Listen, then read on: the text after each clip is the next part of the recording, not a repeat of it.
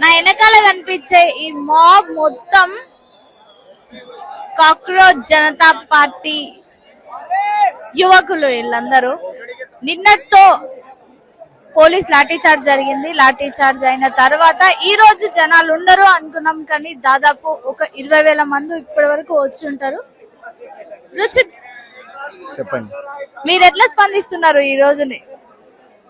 ఈ రోజు ఢిల్లీ పోలీస్ అంటే అది ఏం స్ట్రాటజీ మెయింటైన్ చేస్తుందో అయితే మనకు తెలియదు, కానీ ఢిల్లీ పోలీస్ ప్రూవ్ చేసింది నిన్న దట్ వాళ్ళు రాజ్యాంగాన్ని, దేశంలో ఉన్న రాజ్యాంగాన్ని పాటించరు.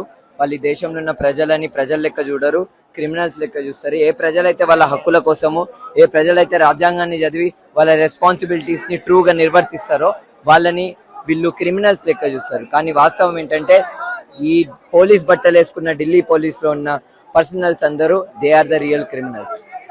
వాళ్ళు పాన్ గా, అంటే ఏదైతే చెస్ బోర్డ్ లో పాన్స్ ఉంటారో ఆ విధంగా ఈ రోజు ఢిల్లీ పోలీస్ మోదీ చేతుల కింద, మోదీ కాళ్ళ కింద బలవుతున్నారు. వాళ్ళు మా మీద లాఠీ చార్జ్ చేయడానికి కారణము వాళ్ళ పై ఆఫీసర్లు మోదీ బూట్లు నాకడం. కాబట్టి ఇక్కడ నుంచి అపీల్ చేస్తున్నాం తెలంగాణ ప్రజల తరపున, ఆంధ్రప్రదేశ్ ప్రజల తరపున, రెండు తెలుగు మాట్లాడే రాష్ట్ర ప్రజలందరి తరపున ఏమనంటే ఢిల్లీ పోలీస్ విద్యార్థుల ఉద్యమానికి మద్దతు ప్రకటిస్తే వాళ్ళ పిల్లల భవిష్యత్తు కూడా మంచిగా ఉంటది. ఈరోజు నీట్ అనేది దేశవ్యాప్తంగా రాసే పరీక్ష.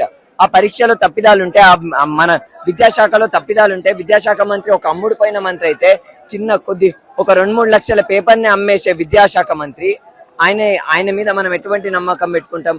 రేపు ఈ ఢిల్లీ పోలీస్ వాళ్ళ పిల్లలే ఈ స్కూళ్ళల్లో చదువుతారు, గవర్నమెంట్ స్కూళ్ళల్లో నీట్ ఎగ్జామ్ రాస్తారు, వేరే ఎగ్జామ్స్ రాస్తారు. కాబట్టి మేము అడుగుతున్న ప్రశ్న న్యాయమైన ప్రశ్న, ఢిల్లీ పోలీస్ మాకు సహకరించాలి. సహకరించకపోతే ఇంకా ఈ రోజు 5 లక్షల మంది వచ్చిండ్రు, రేపు ఇంకా భారీ స్థాయిలో వస్తుంది. అది పరిస్థితి. ఈ రోజు 5 లక్షల మంది వచ్చిండ్రంట. 20,000 మంది అని చెప్పి అనుకున్నాము, కానీ కాదు, 5 లక్షల మంది వచ్చిండ్రంట.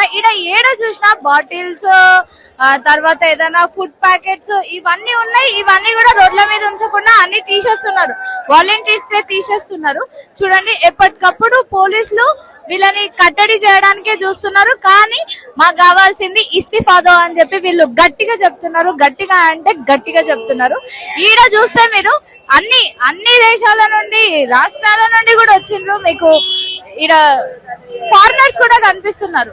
ఇంత దారుణమైన భారతదేశ ప్రభుత్వం ఎందుకుంది, ఇంత దారుణంగా ఎందుకుంది భారతదేశ ప్రభుత్వం అని చెప్పి